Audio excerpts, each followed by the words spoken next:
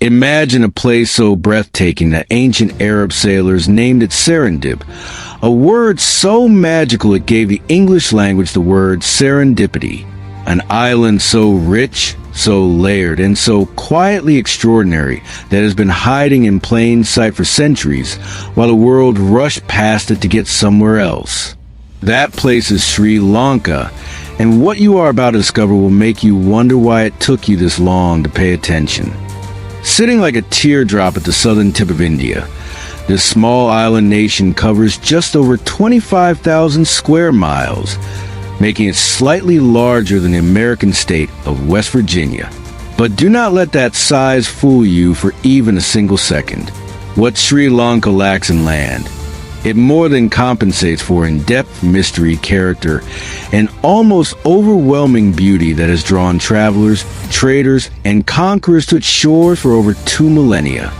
The story of Sri Lanka begins not with kings or empires, but with people. Human beings have called this island home for as far back as 125,000 years, making it one of the oldest continuously inhabited places in all of South Asia. When the first recorded civilization, the Anuradhapura kingdom, rose around the 4th century BC, it was already building cities with sophisticated irrigation systems, monumental temples, and a cultural life that most of the ancient world had not yet imagined. The ruins of those cities still stand today, silent and proud, listed among UNESCO's most treasured World Heritage Sites. One of the most extraordinary things about this island is its relationship with Buddhism. Around 250 BC, a monk named Mahinda, said to be the son of the great Indian emperor Ashoka, traveled to Sri Lanka and encountered the Sinhalese King Tissa on a misty hilltop near Anuradhapura. That meeting changed the course of an entire civilization.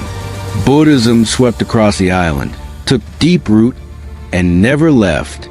While the religion gradually disappeared from its birthplace in India, it continued to flourish in Sri Lanka, giving the island a spiritual identity so strong that it still shapes daily life today in ways visitors find both profound and deeply moving. Standing in Anuradhapura today, you can stand beside the Sri Mahabodhi, a sacred fig tree planted in 288 BC. It is, without question, the oldest human-planted tree in the entire world with a fully documented history. That tree is a living bridge between the ancient and the modern, a breathing piece of history that has been tended and protected for over 2,300 years. People travel from every corner of the planet to stand beneath its branches, and the air around it carries a stillness that is difficult to describe to anyone who has not felt it. Then there is Sigiriya, the rock fortress that rises nearly 200 meters above the surrounding jungle like something out of a dream, built in the 5th century by King Kasyapa.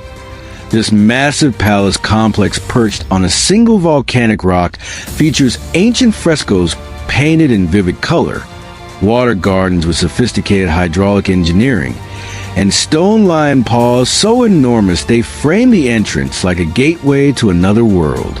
Historians and engineers still argue about how it was built. Some call it the 8th wonder of the world.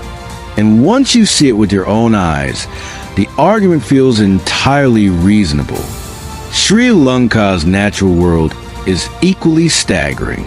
Despite being a small island, it is classified as one of the global biodiversity hotspots, home to 26 national parks, 123 species of mammals, and hundreds of endemic birds and reptiles found nowhere else on the planet.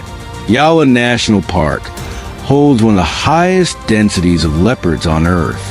Utawala is where entire herds of wild elephants roam freely across open grassland. And along the southern coast, fishermen still balance on wooden stilts planted in the shallow sea, casting their lines at sunrise in tradition that stretches back generations and produces one of the most photographed sites in all of Asia. The island's relationship with flavor and spice is another layer of the story most people never get to hear. Cinnamon, one of the most beloved spices on the planet, did not come from somewhere exotic and far away. It came from Sri Lanka.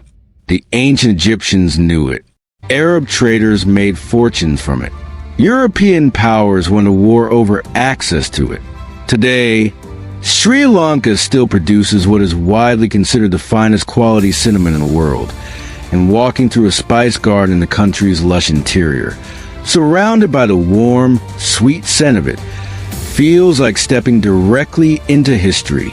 Tea is another chapter entirely.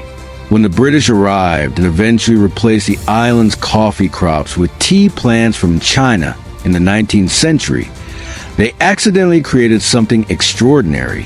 Ceylon tea, as the world came to know it, became a global phenomenon.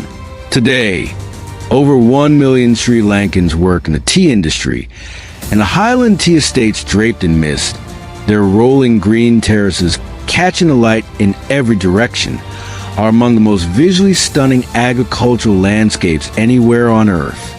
What makes Sri Lanka ultimately unforgettable, though, is not any single temple or forest or flavor.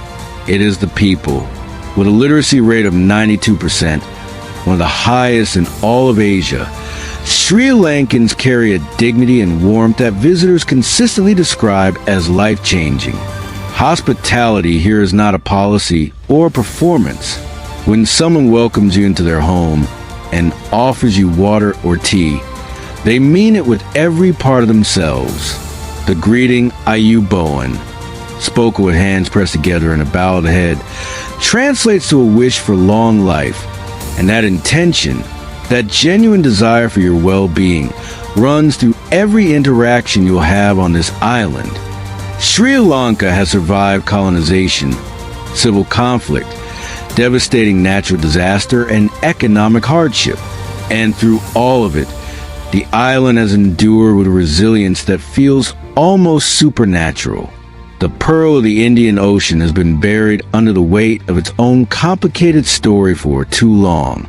The world is only just beginning to look again, and what it is finding is something rare, something real, and something that once seen is nearly impossible to forget.